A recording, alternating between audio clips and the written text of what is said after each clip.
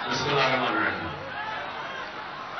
जरावाला और मंडी बहुदी दो जगह से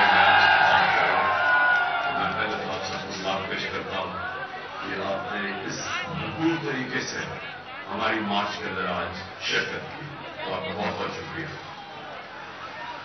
आज मैं सबसे पहले तो आपसे जिस चीज की बात करना चाहता हूं वो जो कि आज हमारे पार्लियामेंटेरियंस और हमारे सेनेटर्स आज उन्होंने सुप्रीम कोर्ट को पिटिशन की है कि आजम स्वाति का जो इशू है उसका सुना जाए, जो आजम स्वाति से ज्यादती हुई, जो तशद्दुद हुआ और जो फिर वो टेप भेजी गई उसके घर पे, जो कि हम सब के लिए शर्मिंदगी का बायस है, इस कौम के लिए। और फिर अरशद शरीफ का जो उसको कत्ल किया गया, जो उसको असैसिनेट किया गया, शहीद किया गया, उसके ऊपर।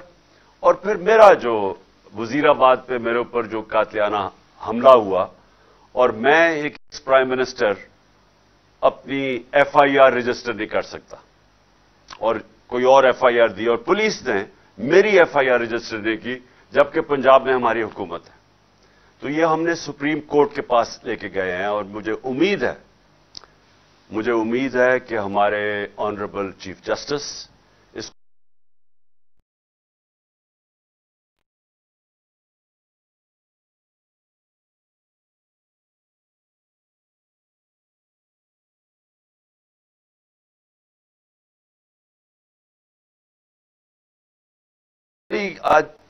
आजकल सोशल मीडिया का जमाना है, सारी दुनिया की इंफॉर्मेशन हमारे पास आ जाती है। बरतानिया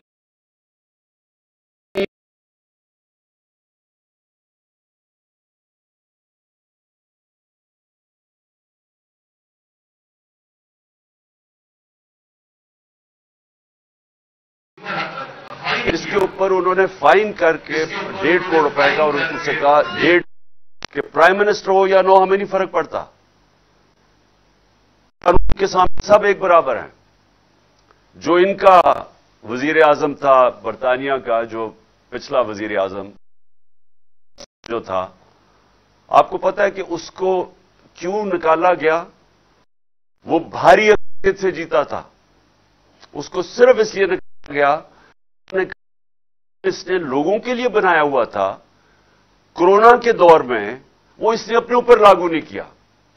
एक वजह थी कि उसके ऊपर उन्होंने उसके ऊपर एक्शन लिया और उसको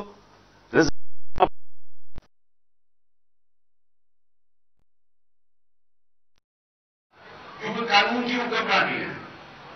अंग्रेजी में कानून की हुक्मरानी को कहते हैं rule of law. Rule of law में जो मैं मेरी जो तहरीक 26 साल पहले मैंने शुरू की थी, इंसाफ की तहरीक, ये कानून की बालादस्ती की तहरीक है, इंसाफ की तहरीक है।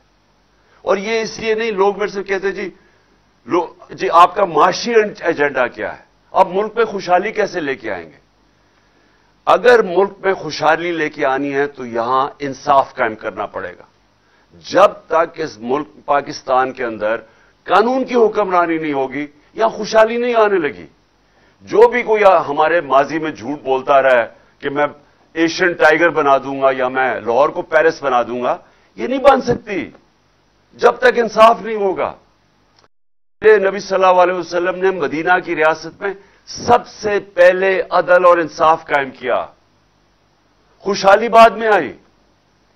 आज अगर आप एक देखें इंसाफ का इंडेक्स या रूल ऑफ लॉ का इंडेक्स या कानून की हुक्मरानी का इंडेक्स, दुनिया में छपा हुआ है कि कौन से मुल्कों के अंदर इंसाफ ज्यादा और किधर कम है।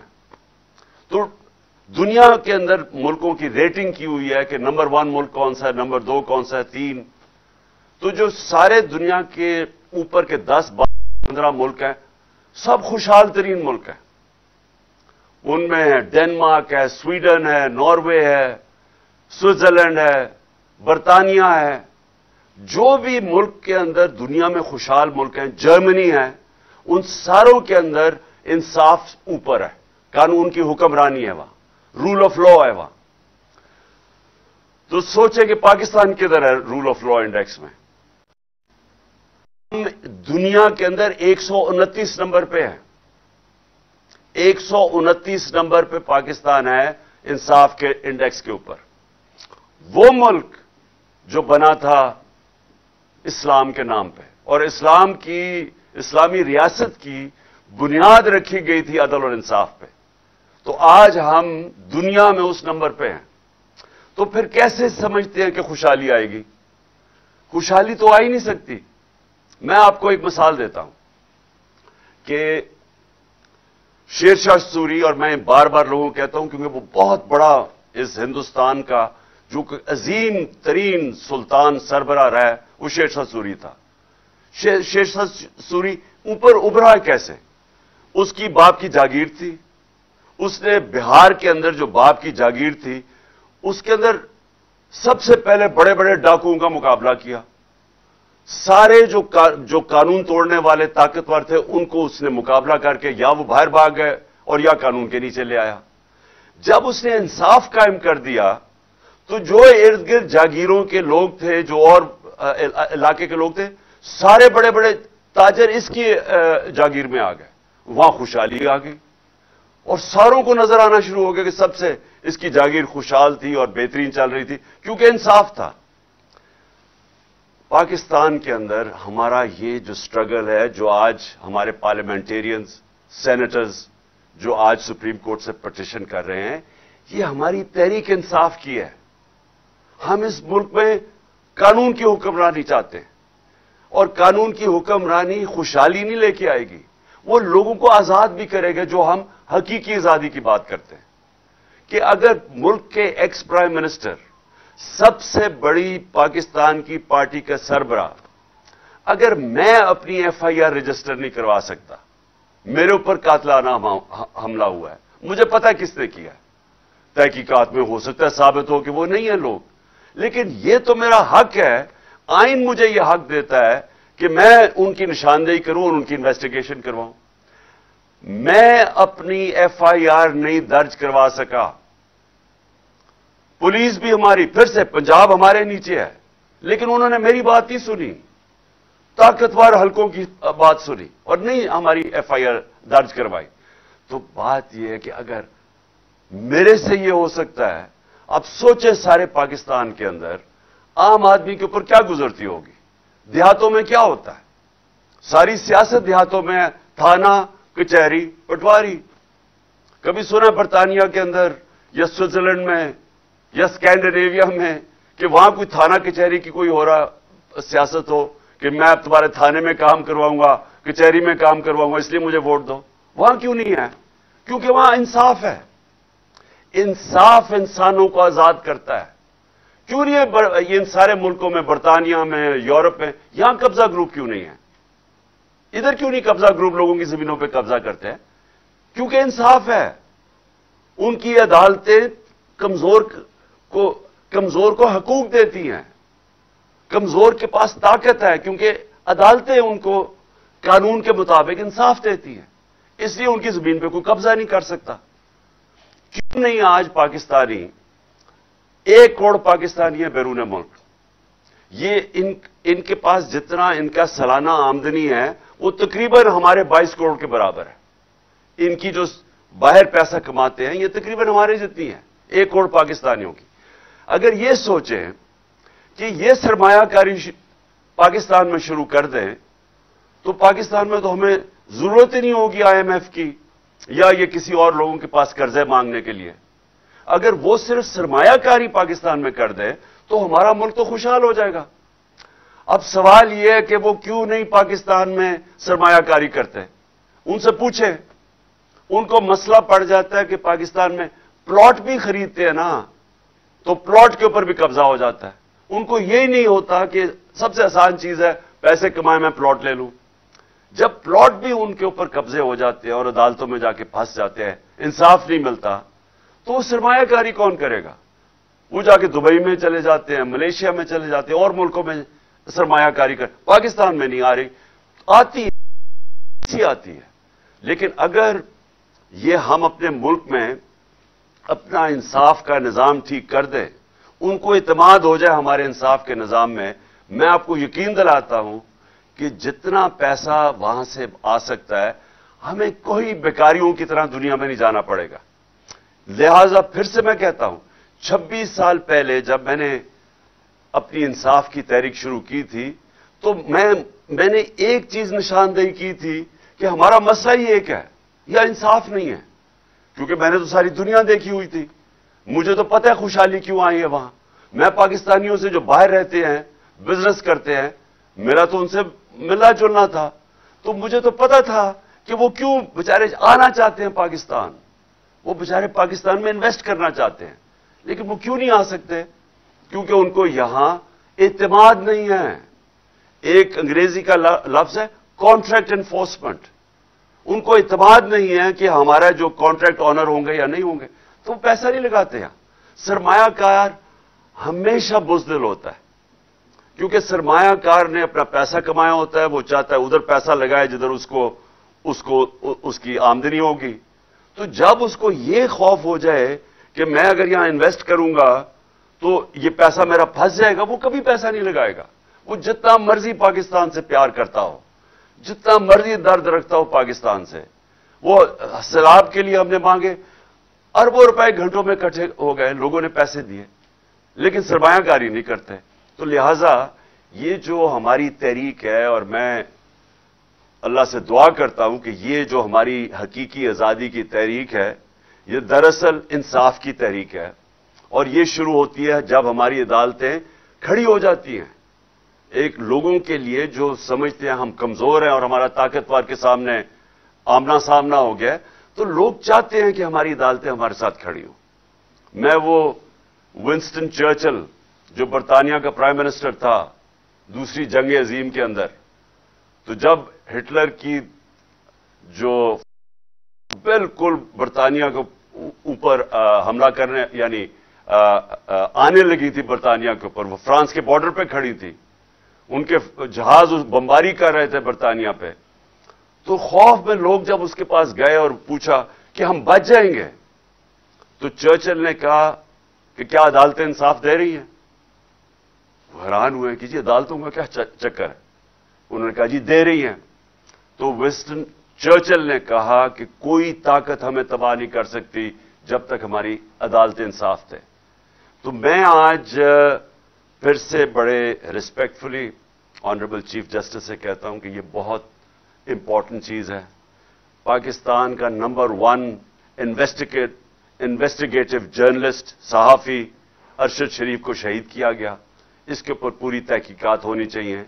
کون تھے وہ لوگ جنہوں نے دھمکیاں دی؟ کنہوں نے اس کے اوپر FIR کٹوائیں؟ کیوں ملک سے باہر اس کو جانا پڑا؟ اس کے بعد کیوں آگے ادھر سے گیا؟ اور پھر اس کا قتل، یہ جو اس کو شہید کیا گیا، اس کے اوپر پوری انویسٹیگیشن ہونی چاہیے. دوسری چیز میں سمجھتا ہوں کہ اعظم سواتی سے ہوا، اس کے اوپر صرف سپریم کورٹ کے اوپر ہمیں اعتماد ہے کہ وہ اس کے اوپر انویسٹیگیٹ کر سکتے ہیں. اور تیسرا میرا کہ یہ تو میرا حق ہے FIR کا، تو میں چاہتا ہوں کہ اس کے اوپر بھی ہمارا سپریم کورٹ ایکشن لے. اب میرا جو دوسرا ایشو ہے وہ یہ کہ یہ جو لندن میں فیصلہ ہو رہا ہے، 2 اہم فیصلے کر رہے ہیں. کیا الیکشن جلدی ہوگا یا لیٹ ہوگا، اور دوسرا فیصلہ ہے کہ آرمی چیف کون بنے گا. تو میں پھر سے آج ساری قوم کے سامنے یہ بات رکھنا چاہتا ہوں کہ یہ ناممکن ہے کسی کا تصور کرنا کہ ایک مفرور، ایک سزایافتہ آدمی ملک کے اتنے اہم فیصلے کرے گا. یہ کسی مہذب معاشرے میں نہیں ہوتا. اور اس سے بھی بڑی بات کہ جو شہباز شریف پرائم منسٹر ہے، کیا اس سے نہیں پتا کہ اتنا سینسٹیو معاملہ جو کہ آرمی چیف کی سلیکشن کا، یہ کیسے ایک مفرور اس سے کیسے کنسلٹ کر سکتا ہے؟ یہ آفیشل سیکرٹس ایکٹ کی وائلیشن ہے، اور اس کے اوپر ہم اپنے وکیلوں سے بات کر رہے ہیں، ہم اس کے اوپر ایکشن لیں گے.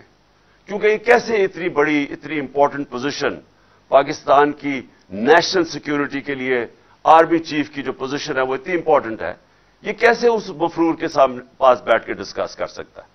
اور دوسری بات کہ الیکشن ہوں گے یا نہیں ہوں گے، یا کب ہوں گے، اینڈ میں ہوں گے، جلدی ہوں گے.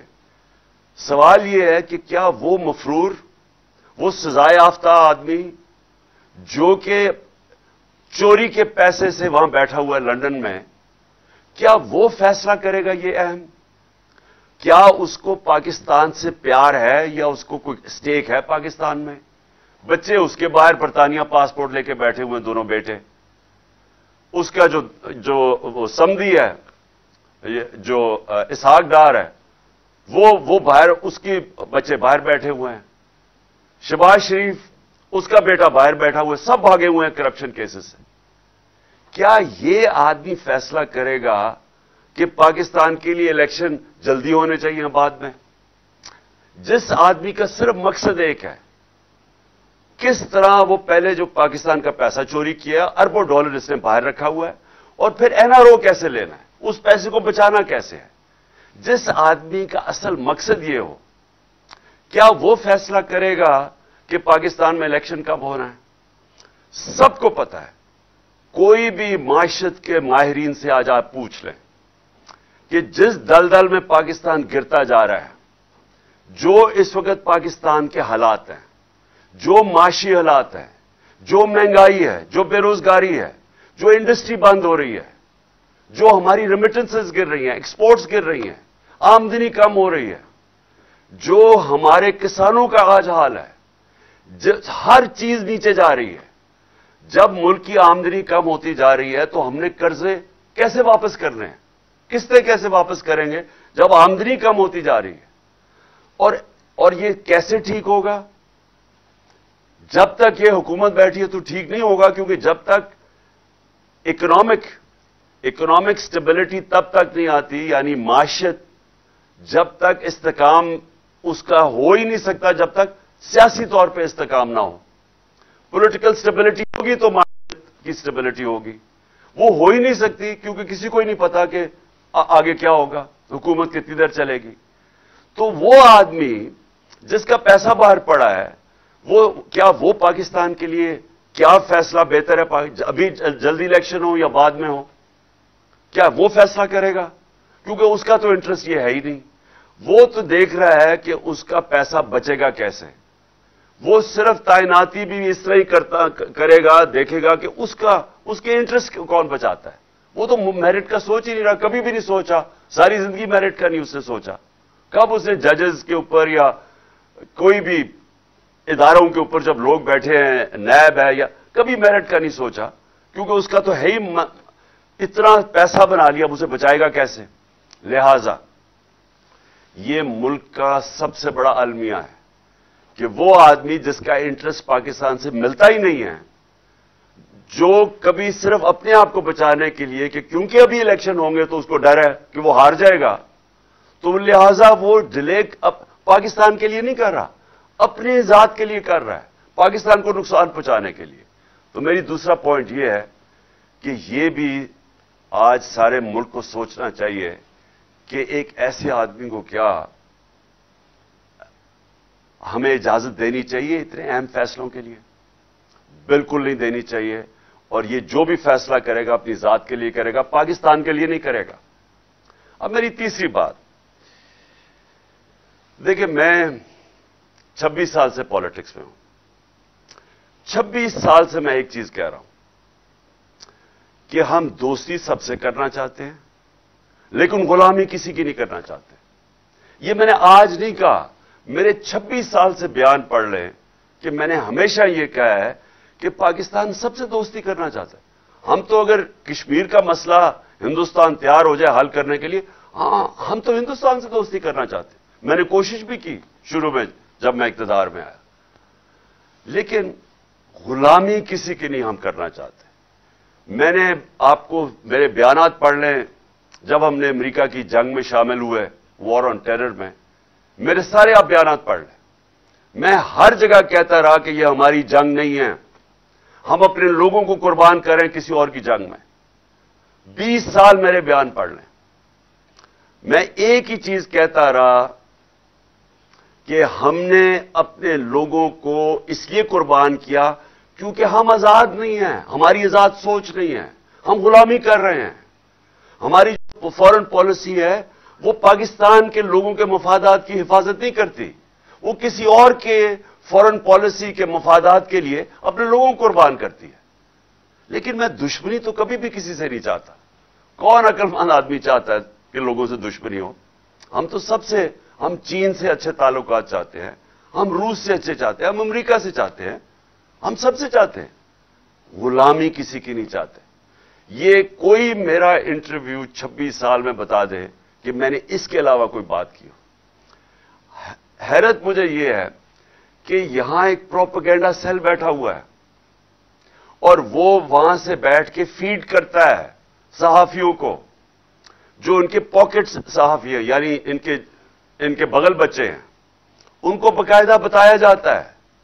اور وہ جو بھی میں باہر انٹرویو دیتا ہوں اس میں سے چیزیں چنتے ہیں, پھر ان چیزوں کو اٹھاتے ہیں اور مطلب کچھ اور نکال دیتے ہیں. یہ بھی آج نوبت آنی تھی کہ 2 صحافی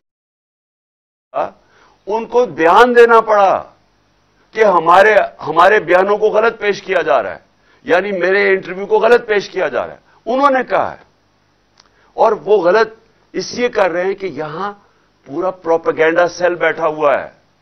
وہ ساری کوشش کر رہے ہیں کہ کسی طرح یہ ثابت کریں کہ عمران خان نے کچھ کہا تھا تو کچھ اور ہو گیا. میں نے جو سائفر ہے نیشنل سیکورٹی کاؤنسل میں رکھا ہوا ہے, پارلیمنٹ میں رکھا ہے, صدر نے چیف جسٹس آف پاکستان کو بھجوایا ہے, کیبنٹ کے اندر رکھا ہے. جو اسد مجید جو ایمبیسڈر تھے واشنگٹن میں, جس کی ڈونلڈ لو سے بات ہوئی, انہوں نے شہباز شریف کے دور میں نیشنل سیکورٹی کاؤنسل میں بیٹھ کے کہا ہے سائفر کا کہ بالکل وہ جو میں کہہ رہا تھا وہ باتیں ڈونلڈ لو نے صحیح دھمکیاں دی اس کو کہ عمران خان کو ہٹاؤ. اس میں تو کوئی شک ہی نہیں ہے, کیونکہ اس دوسری سیکورٹی کاؤنسل جو بیٹھی تھی شہباز شریف کے نیچے, اس نے بھی تائید کی ہے کہ ہاں انہوں نے غلط کیا ہے, انہوں نے مداخلت کی ہے. تو اس میں ایشو کیا رہ گیا؟ آگے بات اب جب کر رہے ہیں کہ ہم نے آگے چلنا ہے, تو آگے تو ہم چاہتے ہیں کہ ہمارے تعلقات اچھے ہوں. میں تو ہمیشہ چاہتا ہوں, کیونکہ جتنے ہمارے دنیا میں اچھے تعلقات ہوں گے اور دشمنیاں کم ہوں گی, ہم تجارت کریں گے اور ملک میں خوشحالی آئے گی. تو مقصد تو یہ ہے. تو یہ میں ابھی نہیں, میں 26 سال سے یہی بات کہہ رہا ہوں. مجھے صرف پھر سے افسوس ہے کہ ہماری صحافت ادھر پہنچ گئی ہے, یعنی اس لیول پہ پہنچ گئی ہے کہ باہر کے صحافیوں کو کہنا پڑا کہ ہمیں غلط طرح پیش کیا جا رہا ہے ہمارا انٹرویو. اور وہ انٹرویو بھی ویسے سن لیں اگر کسی کو, تو آج بتا دیں کہ 26 سال اور اب میں اس میں کوئی فرق ہے؟ اس میں کوئی فرق نہیں ہے. اور آخر میں آپ سب کو, اپنی قوم کو, میں آپ سب کو یہ کہنا چاہتا ہوں کہ یہ وقت آپ نے جانے نہیں دینا. کبھی کبھی قوموں کی زندگیوں میں پھر سے کہتا ہوں, ایسا وقت آ جاتا ہے قوم اس موڑ پہ کھڑی ہو جاتی ہے کہ اگر وہ صحیح فیصلہ کر لے بحیثیت قوم, تو وہ اپنی تقدیر بدل سکتی ہے. ہم آج ادھر کھڑے ہیں کہ ہم ایک حقیقی آزادی کے سفر پہ نکلے ہوئے ہیں. یہ جو ہماری مارچ ہے یہ حقیقی آزادی کے لیے جو آتی ہے انصاف سے. عام آدمی پوچھتے ہیں کہ جی ہمیں کیا فائدہ ہوگا؟ آپ کو انصاف سے کیا فائدہ ہوگا؟ انصاف سے آپ کو حقوق ملیں گے, حقوق آپ کو آزاد کریں گے. آپ کو وہ مشکلوں جو مثلا چھوٹا کاروبار کرنے والا اس کو سارا وقت مشکل پڑی ہوتی ہے, کبھی کوئی رشوت مانگتا ہے, کبھی کوئی پیسے مانگتا ہے, اس کو ہر وقت اس کو مشکلیں پڑی ہوتی ہیں. دبئی میں نہیں ہوتی, ملیشیا میں نہیں ہوتی, برطانیہ میں نہیں ہوتی, لیکن یہاں ہوتی ہے کیونکہ قانون نہیں ہے. ہم 129 نمبر پہ انصاف کے, رول آف لا کے انڈیکس میں 129 پہ ہیں پاکستان. تو جب انصاف ہی نہیں ہے لوگ آزاد نہیں ہیں, اور جب آزاد نہیں ہے خوشحالی نہیں آتی. تو خوشحالی کے راستے میں رکاوٹ ہے کہ ایک وہ قانون ہے جو طاقتور کے لیے ایک اور کمزور کے لیے دوسرا ہے. اس کے لیے قوم کو کھڑا ہونا پڑتا ہے. یہ قوم جب تک اپنے حقوق کے لیے نہیں کھڑی ہوگی, اپنی آزادی کے لیے جدوجہد نہیں کرے گی, کوئی بھی آزادی پلیٹ میں رکھ کے نہیں دیتا. زنجیریں گرتی نہیں ہیں, توڑنی پڑتی ہیں, آزادی چھیننی پڑتی ہے, جدوجہد کی ضرورت ہے. اور انشاءاللہ میں جو دیکھ رہا ہوں راستے میں, جس طرح لوگوں نے کہا کہ عمران خان نہیں ہوگا تو پبلک نہیں نکلے گی, میں تو اللہ کا شکر کر رہا ہوں کہ میری قوم میں اتنا شعور ہے کہ میں انشاءاللہ پنڈی میں آپ کے ساتھ ہوں گا، لیکن اس سے پہلے پبلک نکلی ہوئی ہے. تو میں تو اللہ کا خاص آج شکر ادا کرتا ہوں، اور آپ سب کا کہ آپ نے جس طرح پوری آج شرکت کی ہمارے ساتھ بنڈی بہاؤدین میں بھی اور جڑا والا میں بھی، دونوں جگہ پہ بھی میں آپ کا شکریہ ادا کرتا ہوں.